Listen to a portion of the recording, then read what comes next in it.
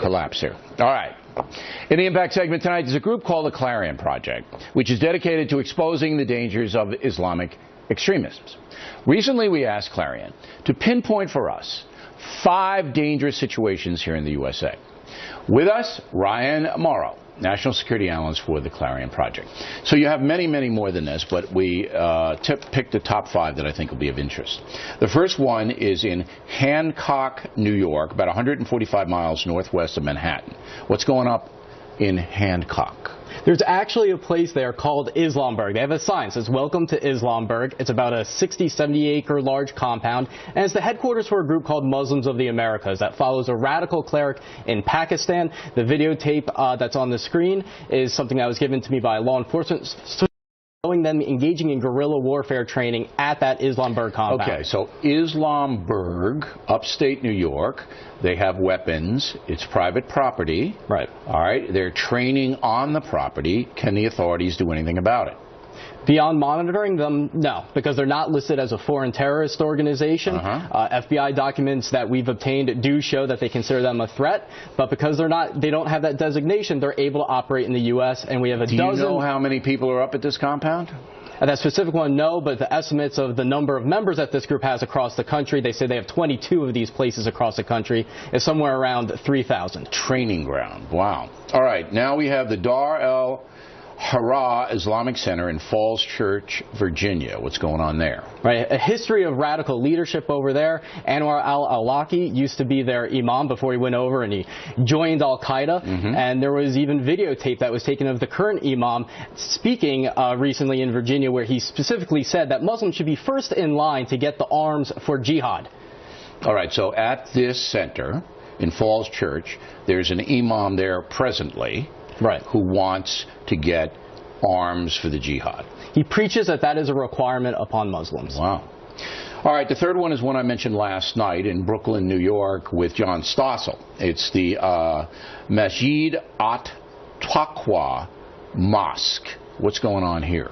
That's led by Suraj Wahaj, one of the most radical imams in the country, yet he manages to be a rock star speaking at Muslim events across the country and even college campuses. He's going to be in Dallas this weekend in Garland, Texas for a big conference, and I brought that up to the imam we had on last night, who didn't seem to think this guy was so radical.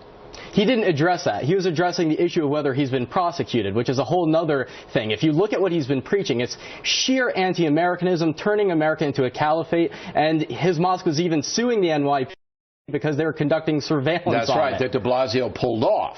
So this is a bad hombre, as I said to Sasa last night. Then there's another one in New York City. This is in Jamaica, Queens, the Islamic Circle of North America. What's this all about? Right, this is a major organization with origins in Pakistan, with an Islamist group over there. Polls show that only about 2% of Muslim Americans say that this group represents them, but they're one of the most well-organized there. One of the leaders was actually indicted on war crimes in Bangladesh, and we have a copy of one of their teaching guides that tells Muslims to engage in deception in order to advance the jihadist cause and to implement Sharia governance. All right, then this comes out of Queens, right? This out of this mosque. That's the headquarters. That's the headquarters.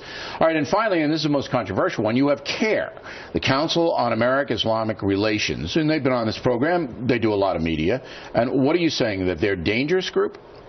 Yes, they are basically a political influence operation of the Muslim Brotherhood, according to the Justice Department, not according to me. They specifically listed CARE as an entity of the U.S. Muslim Brotherhood, specifically its Palestine Committee that was secretly set up to advance the Hamas agenda. And the FBI wiretapped their leaders in 1993, talking about setting up CARE so that they could influence the media in their direction. Well, and that's what they do. They come out and they say, look, we're moderates and we just want to give you our point of view. But you say that they're directly tied into terrorist groups? Into the Muslim Brotherhood, yes. Which is a terrorist group. Right, and Hamas is the Palestinian wing of the Muslim Brotherhood. Okay. Now, final question is, this is pretty frightening stuff, but you would assume the FBI knows about all of this, if you know about it, and the Justice Department is surveilling them and have them under control. And in a free and open society, this is the rest of them that we didn't talk about. This is the map that all of these have radical Muslim mosques or operations in all of those towns. And it's amazing. Look at them. Sacramento, outside of L.A., Pittsburgh, Chicago, on and on. So my question is, Should Americans be concerned, or is this under control? It can't be under control just through monitoring them. And again, when it comes back to the issue of the ideology, which President Obama refuses to recognize, yes, that's the problem here. It's not just about the person that's setting off the bomb. It's about the overall ideology that combines mosque and state, that justifies jihad anywhere, and we need Muslim leaders to step up and fight against those interpretations. The most positive news I've seen is the poll that showed that these organizations have so little support among Muslim Americans. Right. All right. Very interesting, Mr. Moreau. Thank you for coming on. Thank you. Directly ahead, President Obama